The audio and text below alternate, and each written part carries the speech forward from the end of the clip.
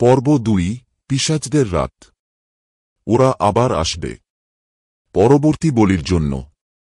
৫ দিন পর আবার একটি মৃতদেহ পাওয়া গেল। না, মৃতদেহ নয়, বেঁচে থাকা মৃতদেহ। এবার একজন যুবতী, নাম মালতী। বুকের মাঝখানে বিশাল গহ্বর, যেখানে হৃদয় থাকার কথা, কিন্তু মালতীর চোখ খোলা। সে কাঁপছে, ঠোঁট ফাঁক হয়ে আস্তে আস্তে বলছে, ওরা গুহার ভেতর, অন্ধকারে, অপেক্ষায় আছে। গ্রামের সবাই আতঙ্কে স্তব্ধ। কে এই ওরা? কারা গুহার ভেতরে?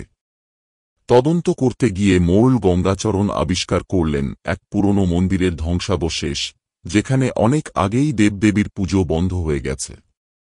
কিন্তু মন্দিরের নিচে এক গোপন দরজা।